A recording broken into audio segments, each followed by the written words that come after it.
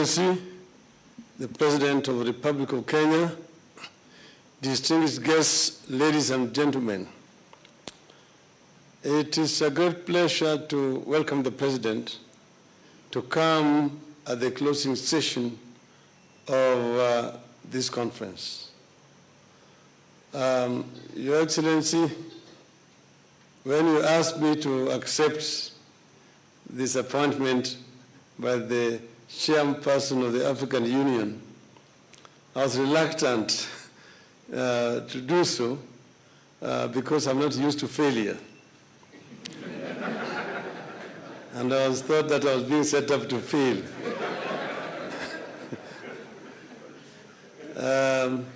But after we had the discussions with the chairperson of the African Union, I accepted that and say that if it would mean that it's an opportunity to make a contribution to realize the African dream, I was ready to do so. Because, Your Excellency, you know, I am an I'm a Pan-Africanist and also an Afro-optimist. Afro-optimists as opposed to Afro-pessimists.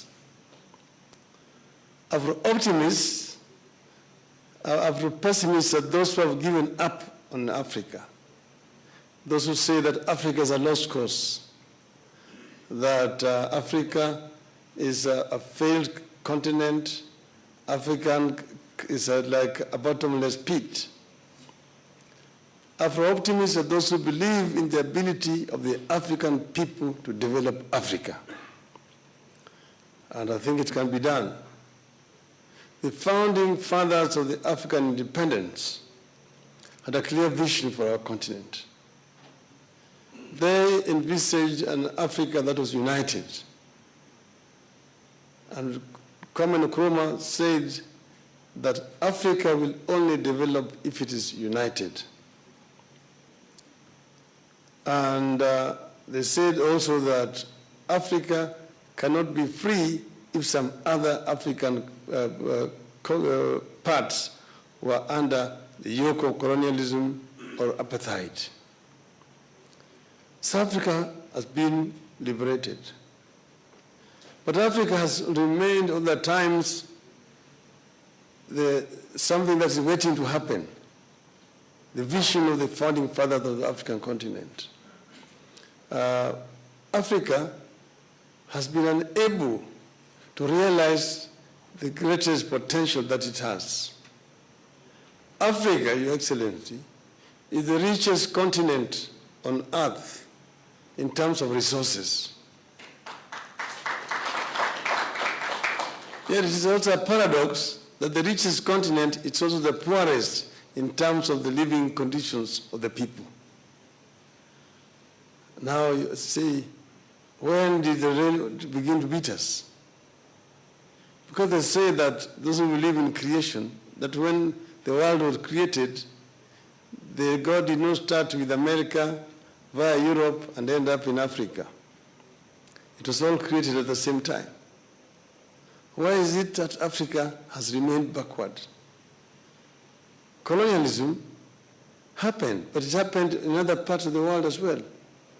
It happened in China, in Japan, in the United States as a colony, India,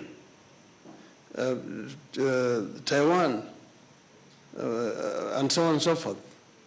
Why is it that Africa has continued to remain behind? So you say, this is what we need to solve. And you say that we can only solve it by Africans themselves. Why is it Africa is trading very little with itself and more with the rest of the world? Because Africa is not connected. It's easier to go to Kigali and sign an agreement or continental free trade. But how do you want to realize it? And I'll give a typical example. How does Kenya trade with a country called Central African Republic? It is only a stone throw away. From here, about 2 hours by plane, and we're in Bangui. Only South Sudan is between us and Central African Republic. But for our goods to get there, we need to get a ship which will be generous enough to go through the Cape of Good Hope, along the Atlantic coast to Douala in Cameroon, and then by road all the way to Bangui. The French are faster there than us. So why is it not possible for us to construct a railway line that will connect us to Central African Republic? It is possible. Yet now, Your Excellency, after these deliberations, it's going to be possible to extend our lapse at the Lamu Port, South Sudan, Ethiopia Transport Corridor, to Bangui in the Central African Republic, to Yaoundé, and to Douala in Cameroon, and then create a land bridge linking the Atlantic coast and Indian Ocean, and open up the interior of the continent, which is landlocked. Chad, Niger, the DRC, Uganda, the Congo, and so on. And then we can have a situation where goods coming from the east, from Japan, from India, from China, can all come to Lamu, and then put on a train that will be dropping some in Juba, in Bangui, in Yaoundé, for dispatch to those other countries there. And goods coming from the West, from the Americans, from Europe, will go to Douala, and vice versa. Your Excellency, traveling by road has serious challenges on the continent. First, you've got the border posts where the trucks take 3 days to cross. To say nothing about the roadblocks on the highways, which are themselves toll stations. So a lot of wastage. And that's the reason why we said we need to address the issue of rail connection to the continent. Then we also need to address the issue of energy in the continent. And we've already been told that you have, for example, the Inga in the DRC. The DRC cannot do it alone. The DRC economy itself cannot consume that energy that will be generated in the Inga. Your Excellency, the other one is air transport. This is the low-hanging fruit. Because we need to open up the skies to allow free transport from country to country. At the moment, there are several restrictions. You have to sign a bilateral agreement before an airline can travel from one destination to another. But if you're traveling, for example, by private aircraft, then you have got clearances across, Your Excellency, to fly from Nairobi to Lagos. You'll be told, although you have gotten the Ugandan clearance, we still need another one for the DRC, we are waiting for. Then we are waiting for the Republic of Congo. Then we're waiting for Central African Republic. Then we're waiting for Cameroon before we reach Nigeria. It will take you 1 week to get those clearances. So we are artificially living in Stone Age, in the era of information revolution. So why is it not possible for African countries to ratify? The Yamoussoukro Agreement was signed in 1988.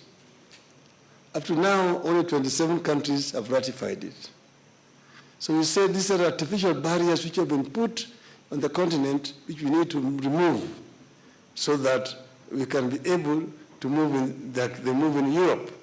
The air transport should be the cheapest means of transport. This is too expensive in the continent compared to Europe, Your Excellency. So these are some issues that we have discussed here. As the rest has already been summarized. And I say that one I took over this Excellency, I found a partner in Afrochampions. They become my partners. Not my partners in crime, but my partners in service delivery. And as you already been said here, you've got very many intelligent people here, very committed, and the deliberation here has been very intensive and very productive. And I'm sure that we're leaving this place with a clear resolve that there's a challenge, it's enormous, but there's capacity to deal with this challenge.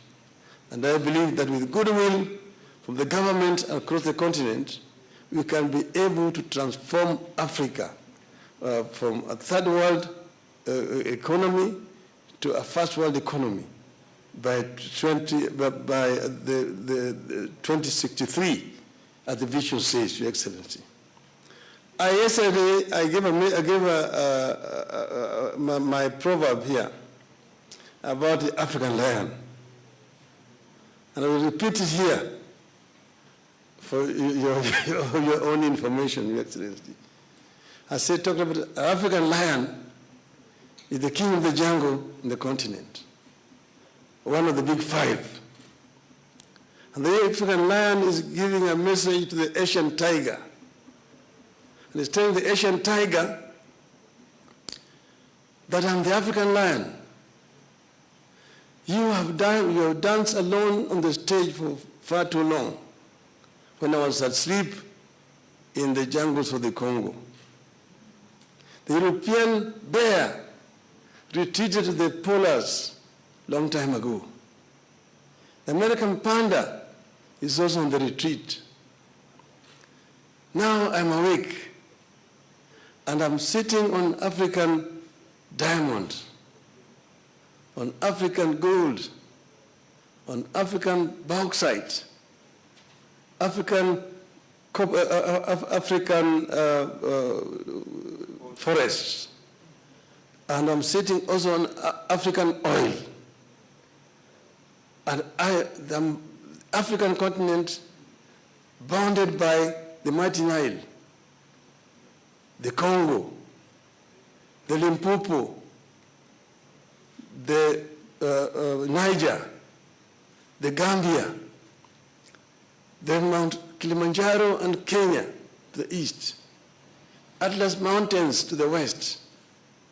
I have all what it takes to convert all this wealth for the benefit of the people of Africa and claim the 21st century as truly the African century, the message of the African land. With those many remarks, Your Excellency, my pleasure to invite you to come and address this audience.